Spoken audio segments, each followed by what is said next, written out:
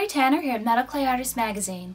Today I'm going to be demonstrating how I get clean and crisp texture transfers out of my scratch foam plates. Okay, I've got my rolling pin here with these rubber bands. That's going to be how I'm going to gauge my thickness. I'm rolling it all out on a heavy-duty freezer type bag. The heavy-duty bags are a bit thicker, so they're going to be much better for this application. I'm going to grab my scratch foam, and I'm just going to lightly coat the scratch foam as well as the plastic with just a light little coating of lubricant. You don't want so much that things are sliding around. You want that plastic to stick a little bit. Now you could just use playing cards on either side of the scratch foam as well, and so if you don't have this these rubber bands on your rolling pin. You're going to pick up this whole sandwich all at once.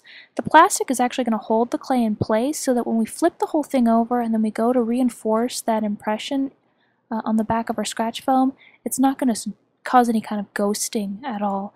As you can see here, you get nice consistent line work right there on your plastic.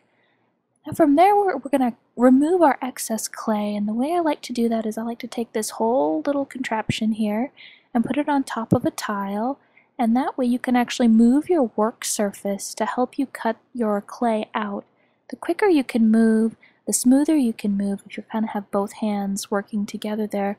The better your clay is going to look after it's dried. You're not going to get any of that cracking that sometimes you can see when you let your clay dry too much before removing the excess clay.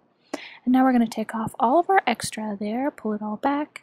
Now we're going to transfer this onto our drying form directly from the plastic. I like to avoid picking up my clay multiple times because every time you pick it up you can kind of cause a little bit of distortion or leave fingerprints. So I'll take the plastic and fold it back and then just gently work the clay right onto my rolling pin there, which is what I'm using to help form it into that curved shield shape for this sterling silver ring there. So as you can see, we're just going to let that dry and you get that nice clean impression.